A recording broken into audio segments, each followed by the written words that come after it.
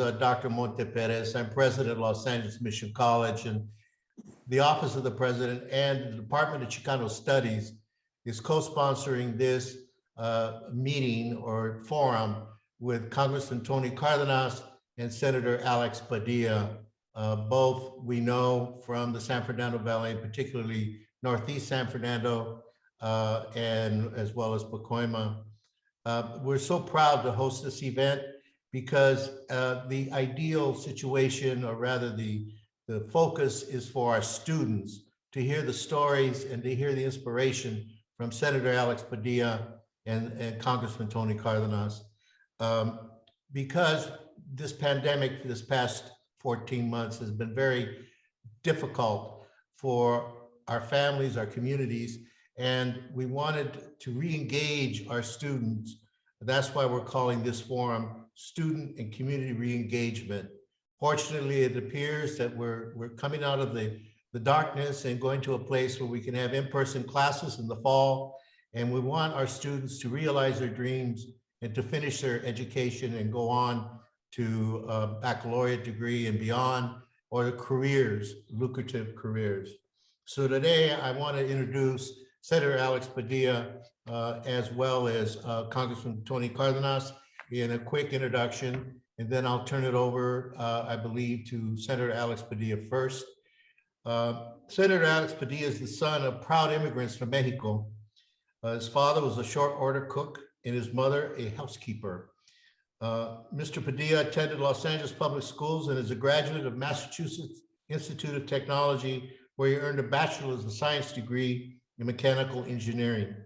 After graduating from MIT, Mr. Padilla was elected to the Los Angeles City Council, where he serves as the youngest council president in the Los Angeles history and provided citywide leadership, including the critical time of September 11, 2001. He was elected to the state senate in 2006 to represent the more than 1.1 million in San Fernando Valley. The senator also served as California's first Latino Secretary of State on January 5th, 2015, and was reelected in 2018, receiving the most votes of any Latino official in the United States.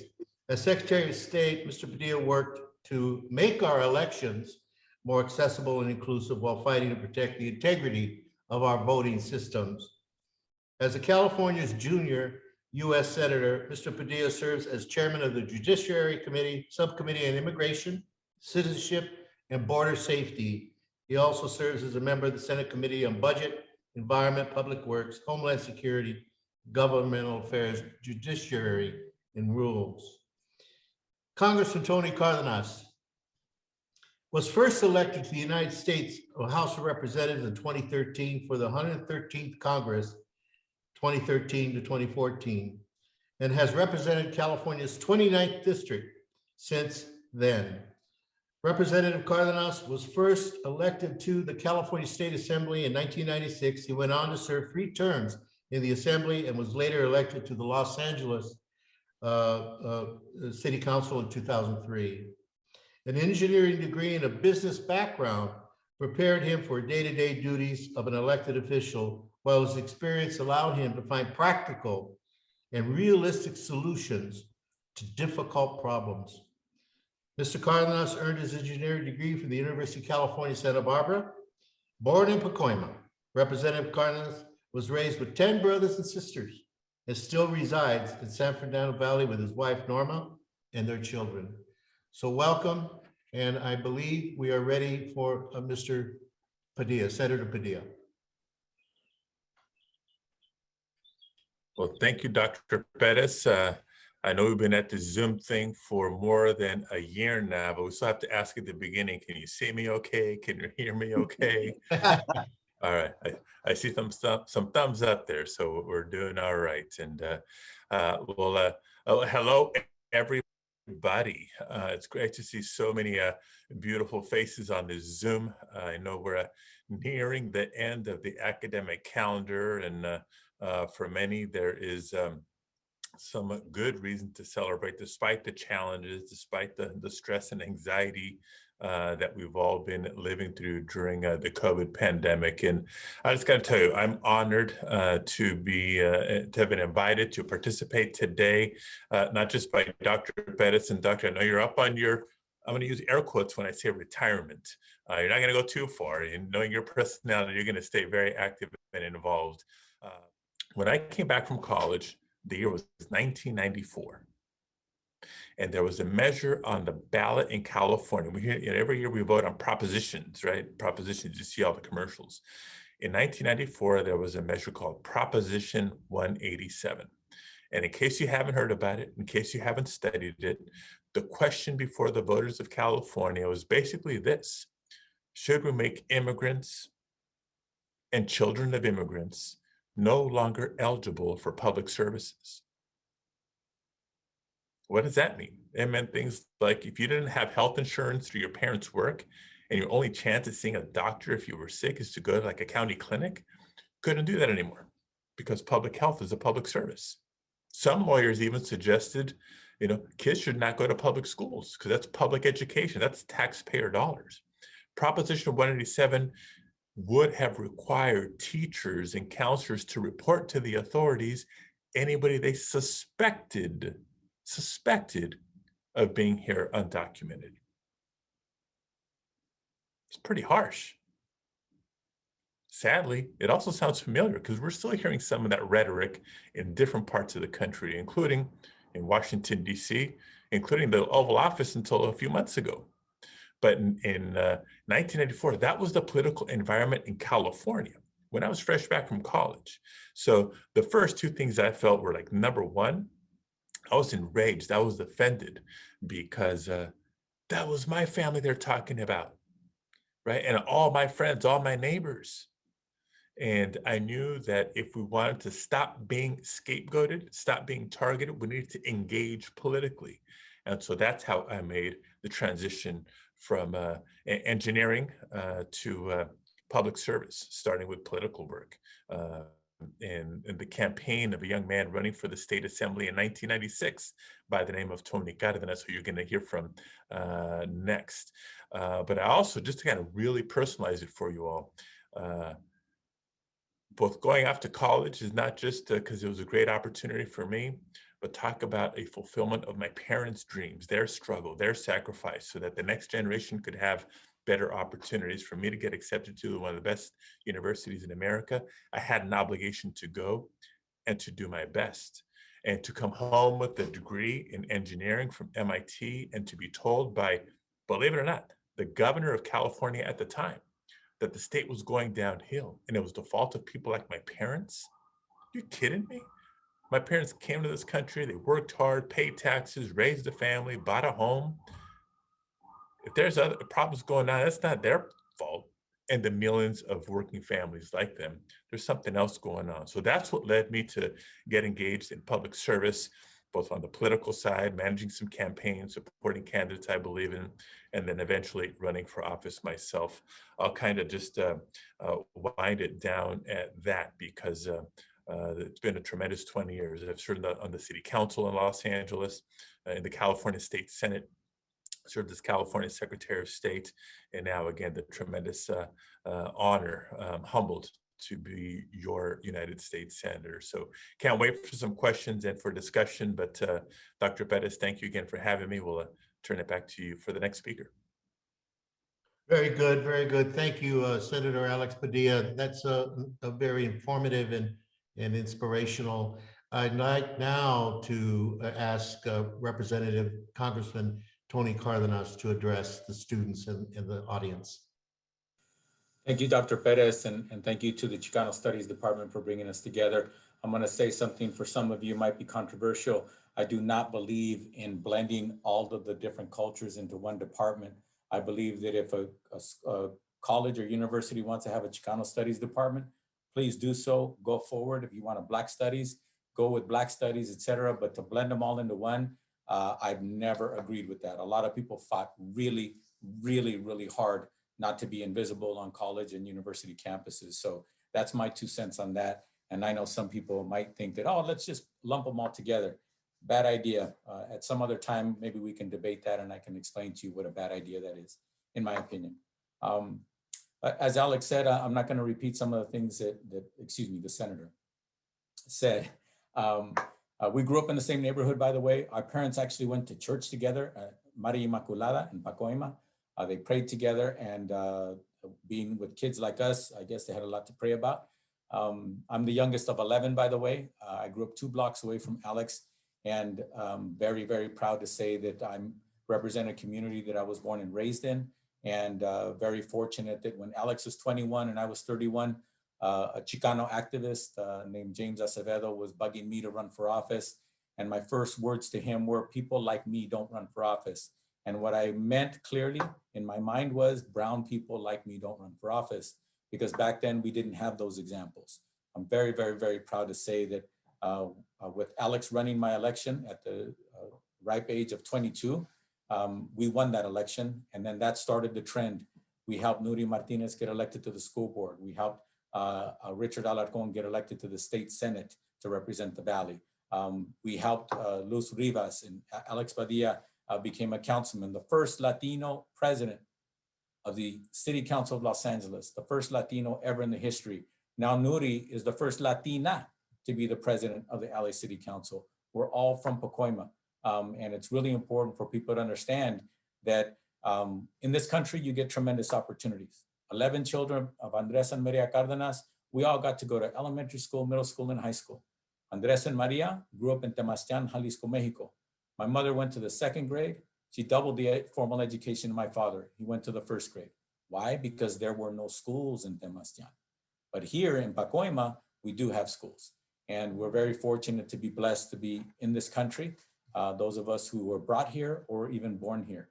And I believe in higher education for those who choose to go to higher education. In my family, even though our parents went to the 1st and 2nd grade, even though our first language was Spanish, we have engineers, teachers, we have doctorate degrees, master's degrees, bachelor's degrees, we have business degrees, et cetera. It runs the whole gamut.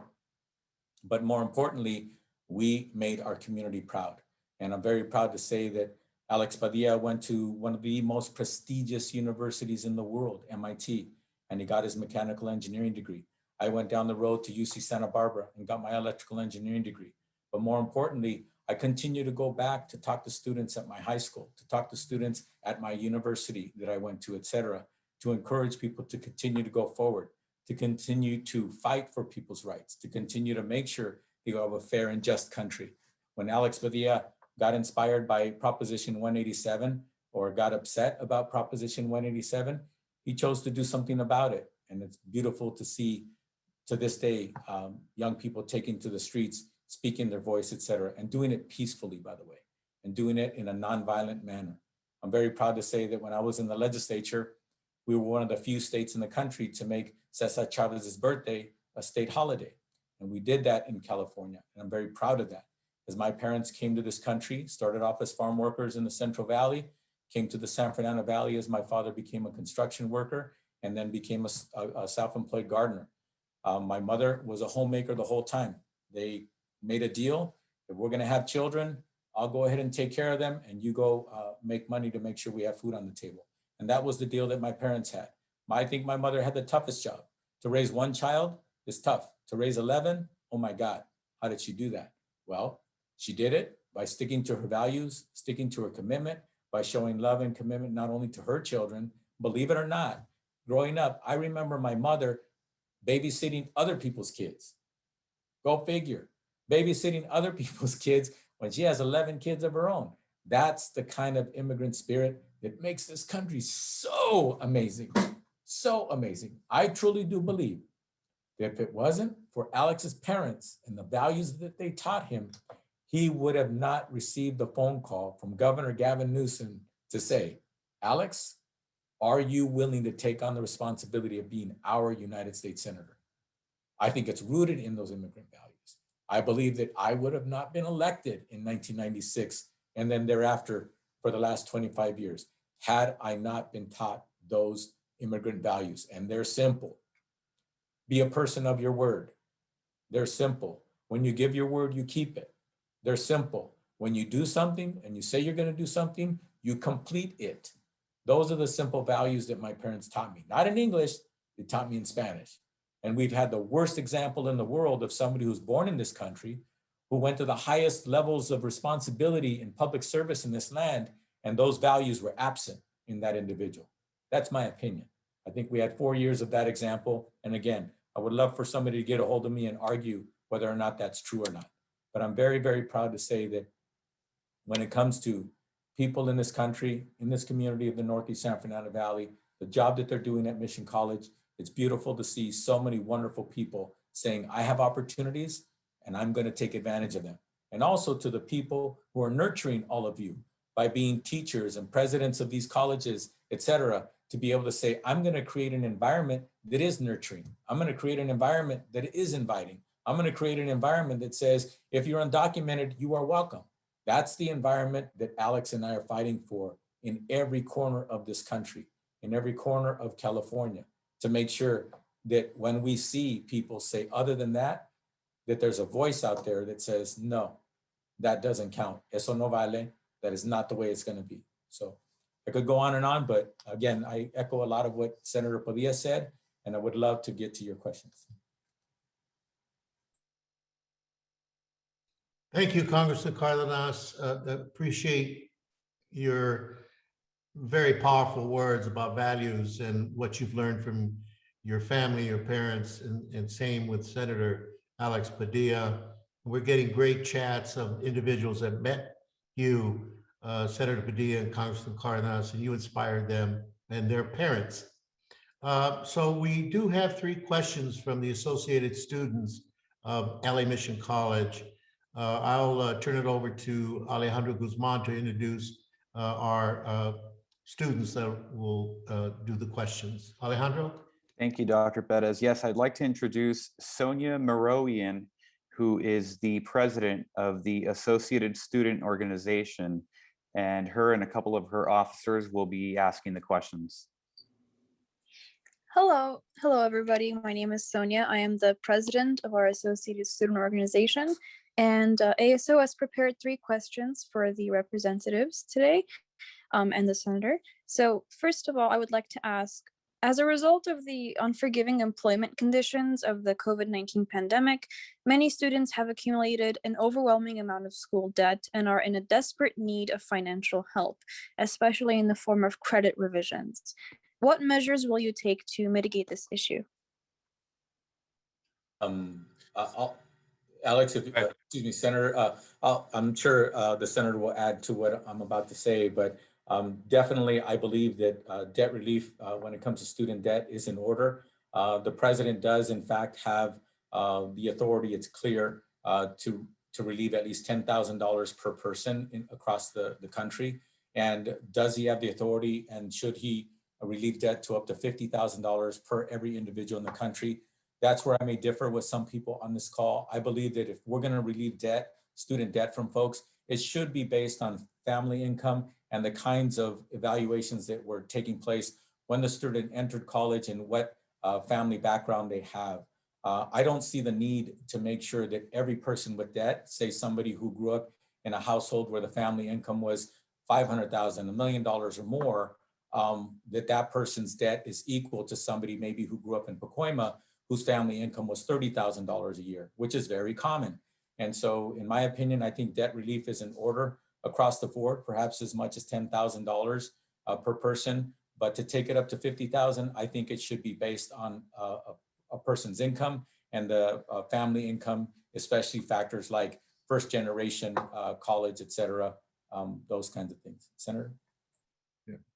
No, I think our values are in agreement.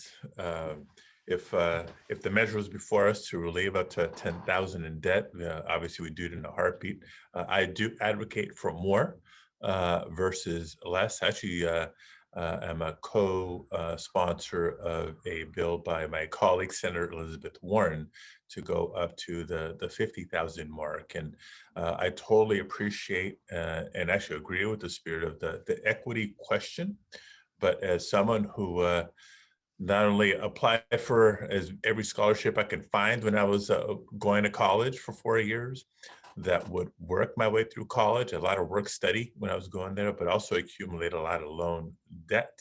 I know that I know what it means to have that debt kind of hanging over you as you're worried about academics, and then you graduate, go to work, and a lot of those early paychecks are going to pay off student loans, The more we can help by relieving that student debt, the better. And because I work to help recruit students to MIT specifically, but to college in general, to get student loans, not just regular bank loans, but student loans, got to qualify for financial aid anyway. So a lot of the filtering out of who should deserve the relief has kind of been answered by who's getting the loans to begin with. Because if your family made a lot of money, you wouldn't have qualified for that special student loan or financial aid to begin with. So I'm in favor of going higher. Thank you. I think we have another question, Alejandro, from one of the officers of ASO. Yes, Sonia, would you like to introduce your officer? Yes, we have a question from our treasurer of ASO, Alex Calvillo. I'm going to unmute him. Hello, everyone. My name is Alex Calvillo, and well, my question is, it's no secret that COVID-19 pandemic has led to a decrease in rate of college students enrollment.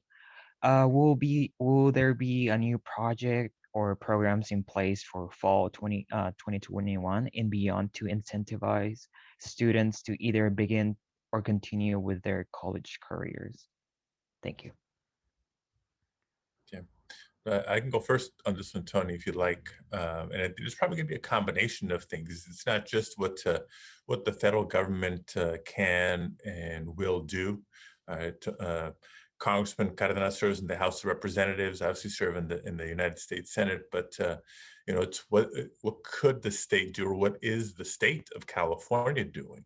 What's the community college district doing? What's the city of Los Angeles doing? I mean, I think collectively we're all working together to address the cost of going to college challenge to begin with. Is probably the biggest incentive for students to come back to community college this fall, by making it either a lot more affordable or maybe making it free for at least the first 2 years as we work towards, a four-year plan of affordability or tuition-free schooling. We know that as the economy begins to rebuild, there's going to be some job opportunities, but the better ones will come for those who have that little bit more of a higher education track record with them. So there's those incentives for going back to school to be able to qualify for the better paying jobs further down the road.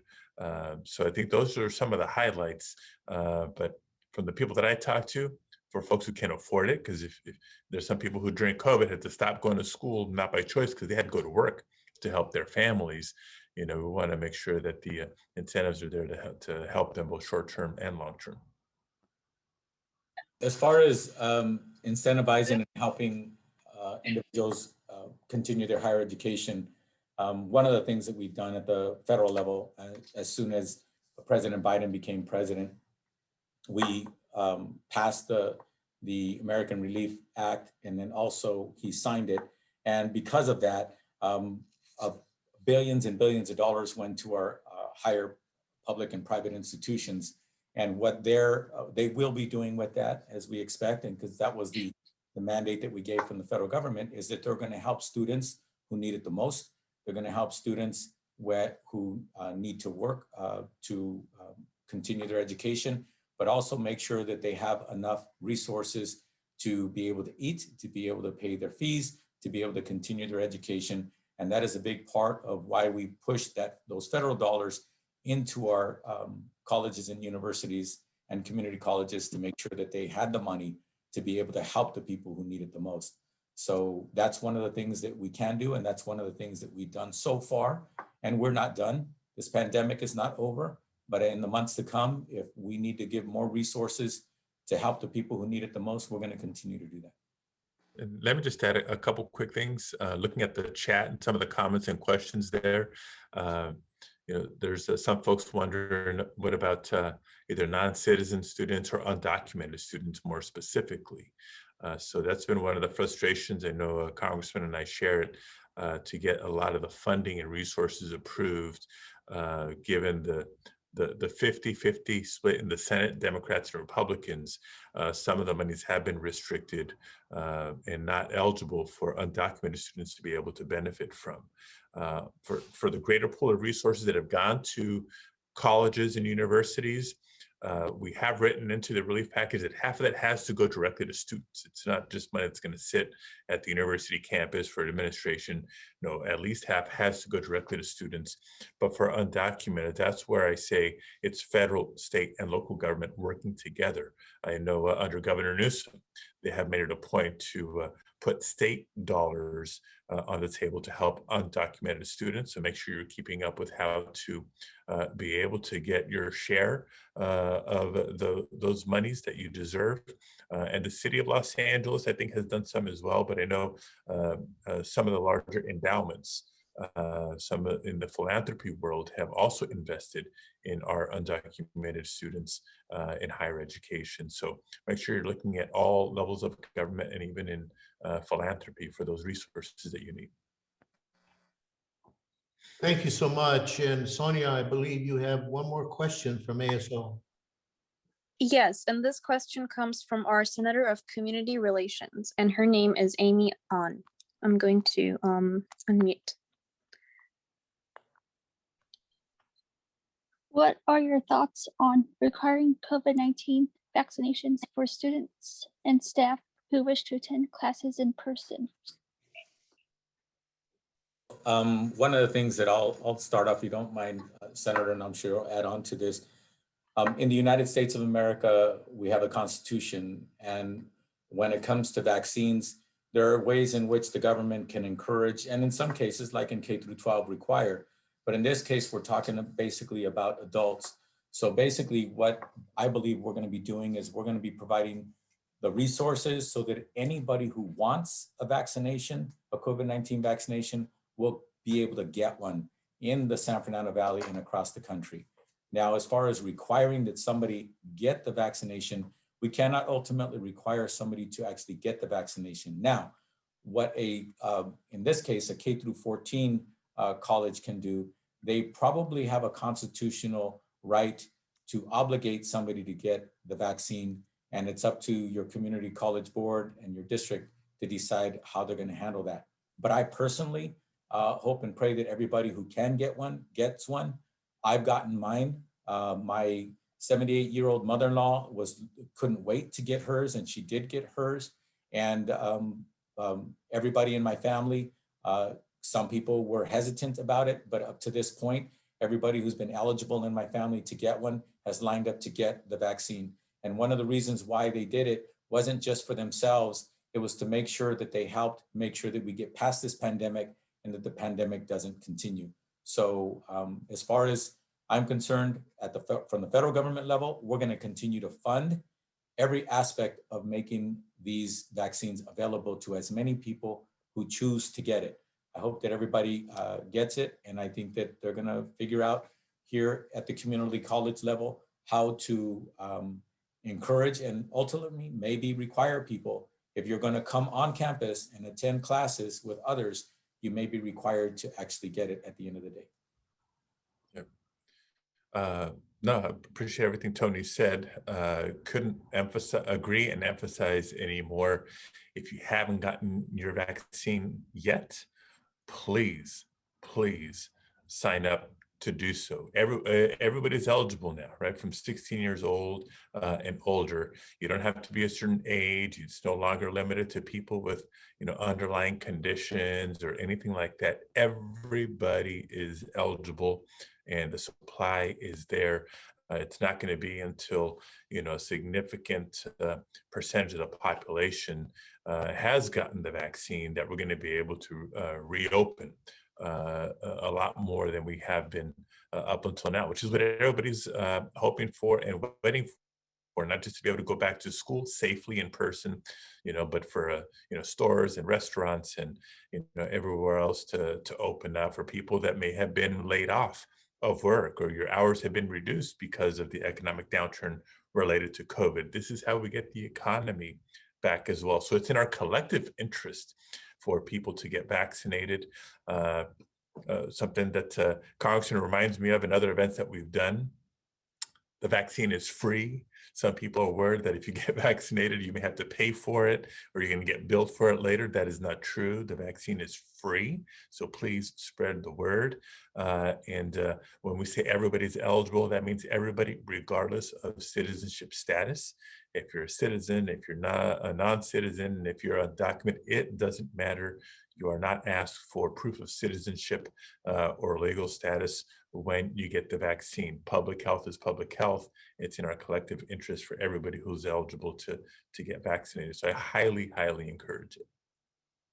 Also, if anybody hears of anybody you know who's been turned away from getting the vaccine because they chose to get it and they were told, no, you can't because you're undocumented, or they said, no, we can't give it to you until you show a social security card or something like that, please, please, please, please, please, you can call on their behalf and refer them to the senator's office, my office, or any other local elected. It could even be the council office as well.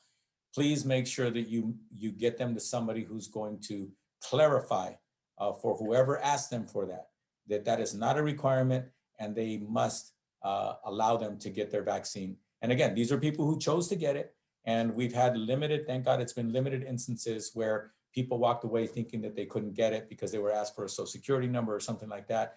None of those things are a requirement. Thank you. Well, I want to thank you, Congressman Cardenas, Senator Alex Padilla. This has been really informative, but also it's a boost for our students in particular and our faculty and staff, that we need to come together, get our education, move forward, because you are talking, Senator and Congressman, to our future leaders, and we need them.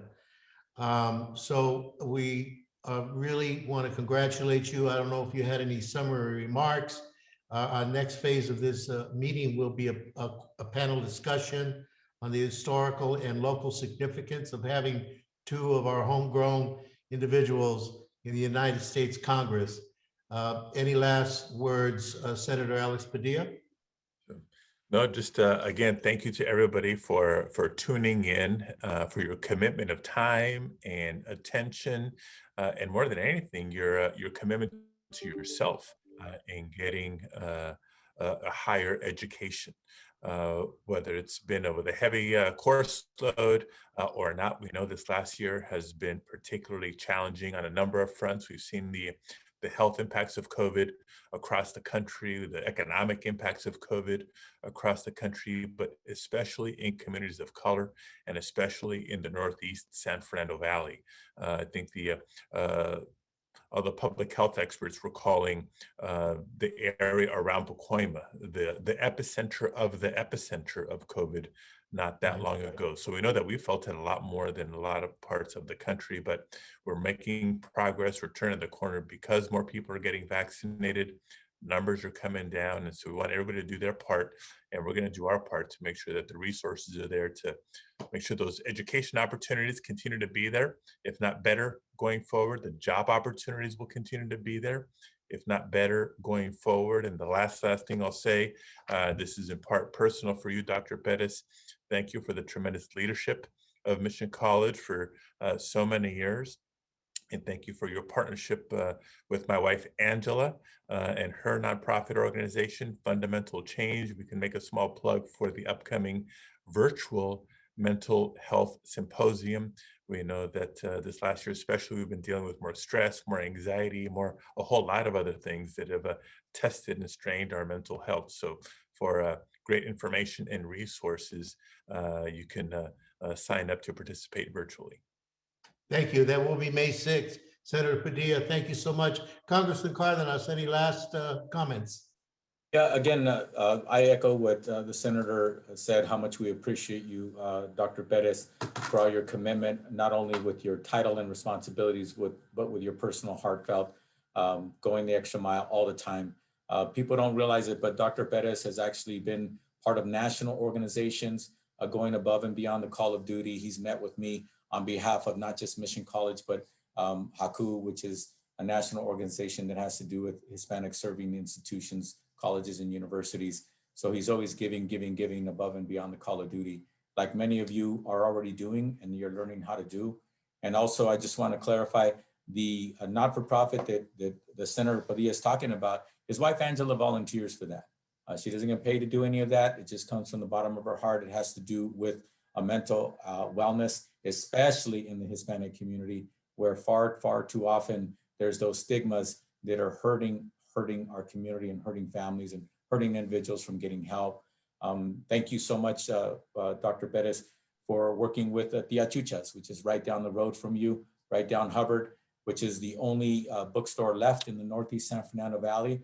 Everything is, all the services are free there, and it's being run by the board that my sister Trini and my brother-in-law Luis Rodriguez is on. And again, they don't get paid a penny either. So my point is this, thank you all for supporting the community and volunteering in every way that you can. And the last thing I'm gonna say, I say it very proudly, as someone who got to bring Luis Manuel Miranda to the Northeast San Fernando Valley to talk to 1,000 students at Panorama High School. When he was in town, I convinced him to come for a few hours and spend some time with us. And I thanked him personally for the beautiful line in one of his, in Hamilton. And I say that as a proud American-born citizen, immigrants, you get the job done. So thank you. Thank you so much. And I want to also thank John Morales, chairman of the Chicano Studies Department, that really came up with this beautiful idea. So gentlemen, our representative and our senator, thank you so much. I know you have a busy schedule, and you're doing the great work for all of us. Thank you. I'd like to start now, if I may, and introduce our chairman of the chair of the Chicano Studies Department, John Morales. We wanted to spend the remainder of the time talking a little bit about the significance of having these two individuals who grew up in Pacoima, Northeast San Fernando, with their backgrounds, and now in the United States Congress. So John, it's all yours, and you can introduce your panel. That would be great. Unmute yourself, John. I knew that. Thank you. Yeah, today we'll have Bobby Arias, who'll be discussing his background and understanding of politics and where these local representatives, state representatives will be assisting in the future. So I'll go forth as just an educator, correct? Today we're here to acknowledge, recognize, and celebrate many firsts, but definitely and certainly not lasts. We honor two representatives from the state of California. So I'd like to see if some of you recognize any of these phrases or terms, or you may be familiar with them when you hear people talk about these two individuals. Let's see if they're familiar. Sons of immigrant parents, hard workers, limited education, raise families on low income wages, and the key phrase here, the key word would be wages, because it follows with honest hard work usually. Both come from families with an understanding that education is key to success.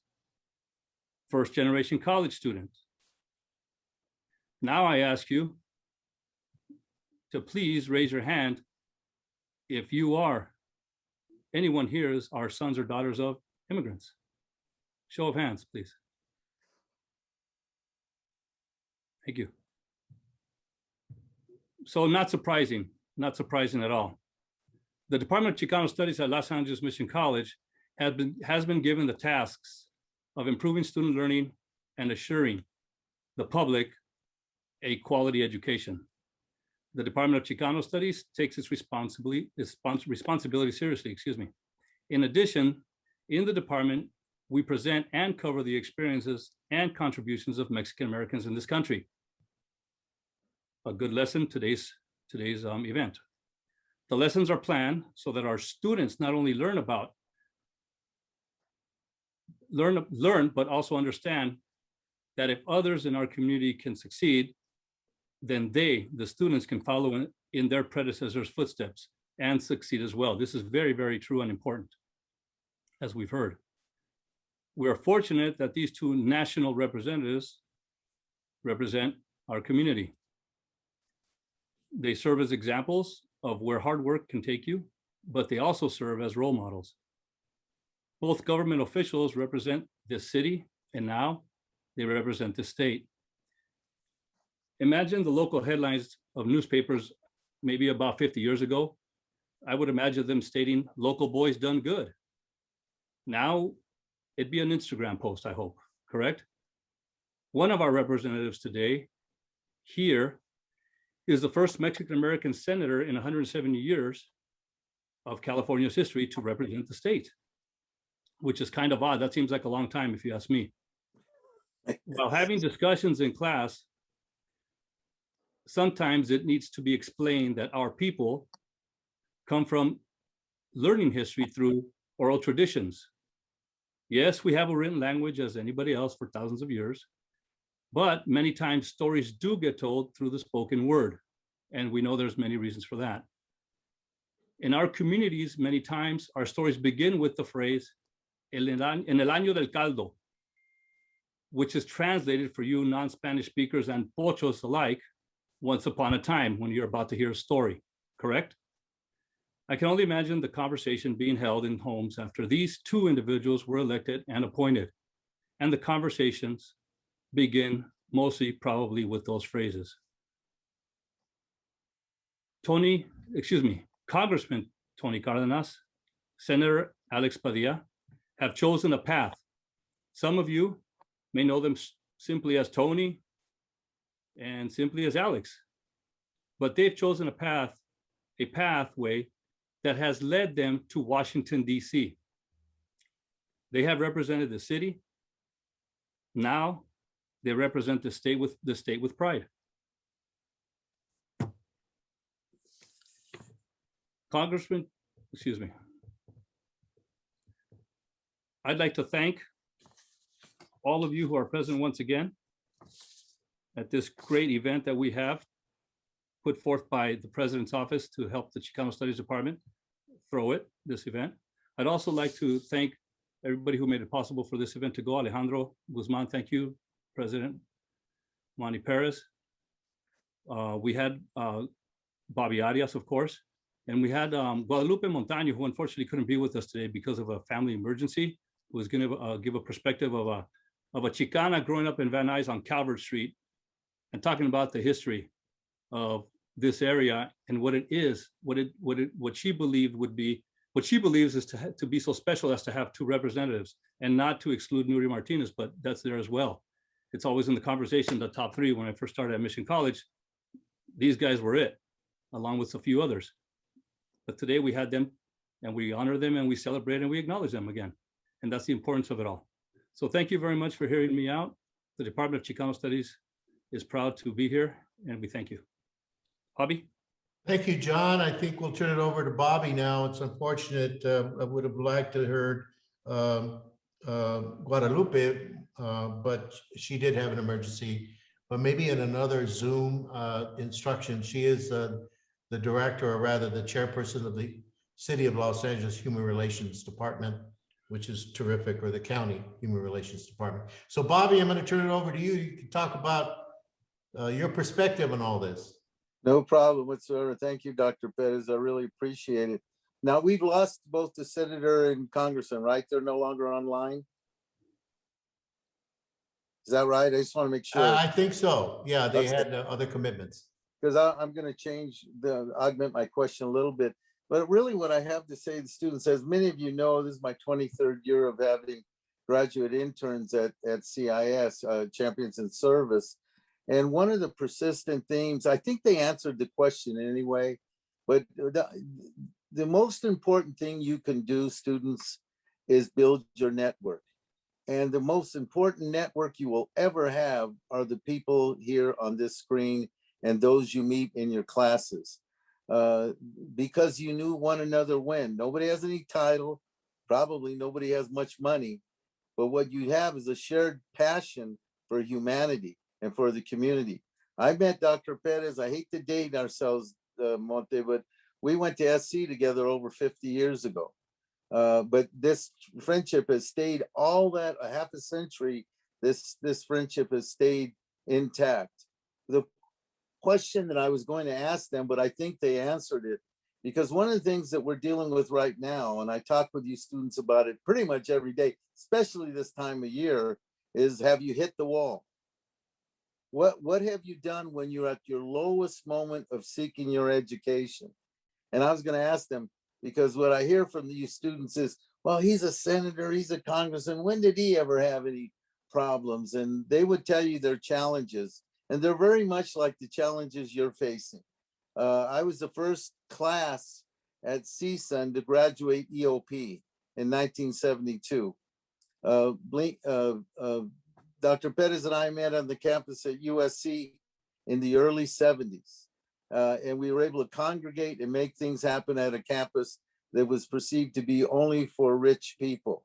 What we learned was how to come together like you are doing. And so what I'd just like to tell you, I hope that you heard all of the struggle, the resilience that these representatives represent.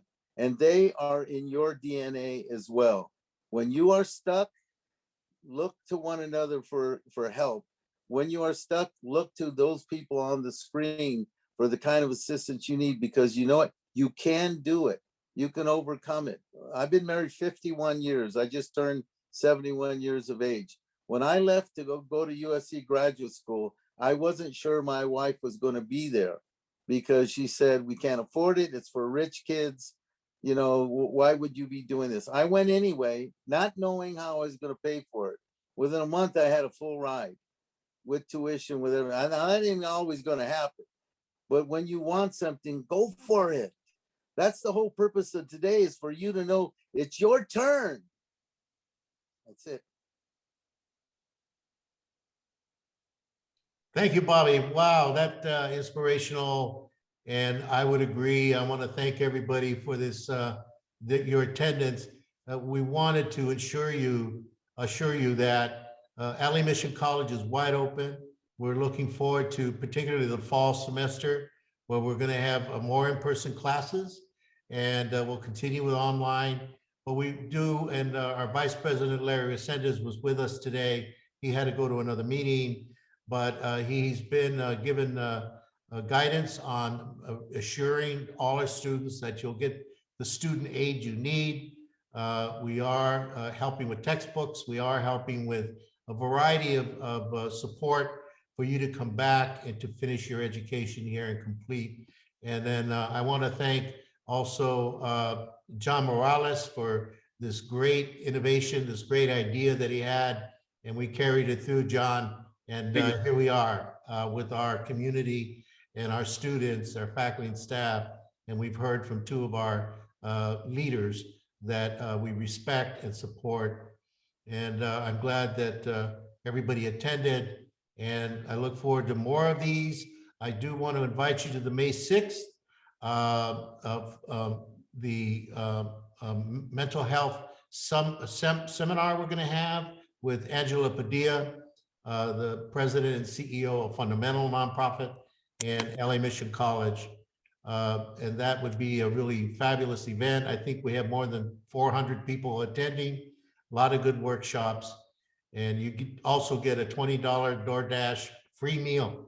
So if you attend, you get a DoorDash meal of $20. So I just wanted to give that plug. Thank you all. This was a great event. And Alejandro, thank you so much for organizing this and making it happen. And Bobby and everyone else, thank you again.